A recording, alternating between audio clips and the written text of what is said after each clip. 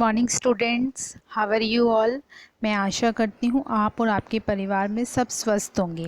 आज हम लोग करेंगे अपनी मैथ्स की वर्कशीट नंबर 43। डेट है हमारी 10 अगस्त। Write your section here, your name here and your teacher name here. आज का सबसे पहला मज़ेदार प्रश्न है हमारा चित्र पहेली, जो हम हमेशा करते हैं और हमें बहुत मज़ा आता है। तो शुरू करें। इसमें हम लोग डिफरेंस ढूंढना। सबसे पहला डिफरेंस तो हमें ऊपर ही मिल गया है।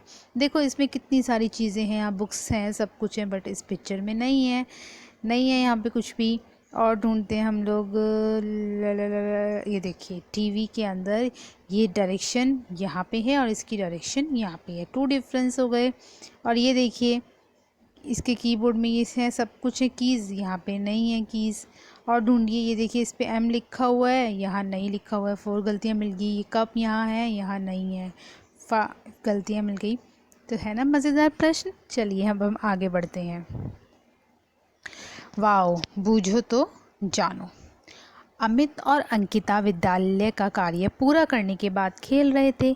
उनकी मम्मी ने उन्हें बुलाया। बोली, क्या तुम पहेलियों के उत्तर बताकर पता लगाओगे, और फिर मैं आज तुम्हारे लिए एक मज़ेदार खाना बनाऊंगी। कई बार हमारी मम्मी भी ऐसे करती है ना। दोनों बच्चे बड़े खुश हो गए और उन्होंने फटाफट से आंसर बनाना शुरू कर दिया। मैं एक विषम संख्या हूँ। विषम मतलब ऑड नंबर। ऑड नंबर मतलब जो 2 से डिवाइड ना हो, है ना, और जिसके लास्ट में इवन नंबर ना आए। जैसे 6 है, 8 है, 0 है, आपका 2 है, आपका 4 है, ये सब इवन नंबर्स हैं। एंड 1, 3, 5, 7, 11, 9 ये हमारे ओड नंबर्स हैं, विषम संख्याएं हैं। जो 30 और 33 के बीच में आती हूँ, मैं कौन हूँ। अब 30 और 33 के बीच में लिख कर ही देखते हैं हम लोग। 30, 31, 32 और 33। अब जो 30 है वो तो इवन है, 32 है वो भी इवन है। अब 30 और 33 के बीच में कौन सी हमारी विषम संख्या है, 31। तो आंसर हो गया 31, और यहाँ हम लिख देंगे 31। एक घंटे में जितनी मिनट होती है, अब 1 आवर में कितनी मिनट्स होती हैं, 60 मिनट्स। मैं उससे 12 ज़्यादा हूँ। 12 ज़्यादा मतलब हमें इसमें क्या करना है, प्लस 12। तो कितने हो जाएंगे, 60 और 12 72।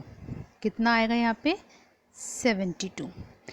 मैं एक साल में आने वाले महीनों की संख्या के बराबर हूँ। मैं कौन हूँ। अब एक साल में कितने महीने आते हैं बेटा, 12। तो यहाँ पे आएगा 12। मैं 75 और 95 का जोड़ू, 75 प्लस 95 का जोड़ू। तो बताओ मैं कौन सी संख्या हूँ। अब 75 प्लस 95, तो इसको जोड़ेंगे तो हम कितना बन जाएगा हमारा, 170। तो यहाँ पे आएगा 170। मम्मी ने कहा, अब इन सभी संख्याओं को आरोही क्रम में लगाओ, मतलब असेंडिंग ऑर्डर में लगाओ। तो संख्याओं का आरोही क्रम क्या होगा, बढ़ते क्रम में, सबसे छोटी उससे बड़ी, उससे बड़ी सबसे बड़ी। ठीक है।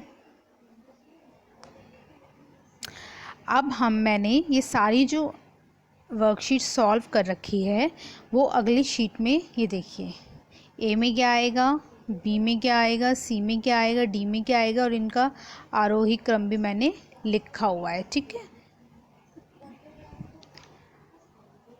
तो मम्मी ने कहा कि इन सभी संख्याओं को आरोही क्रम में छोटे से बड़ा में लिखो, फिर पहेलियों के उत्तर के साथ दिए गए अंग्रेजी के अक्षरों को नीचे लिखो। क्या लिखेगा, ए। अब जैसे ये ए है, के है, सी है और ई है। अब हमें इसे आरोही क्रम में लिखना है। तो यहाँ पे हमारा आया था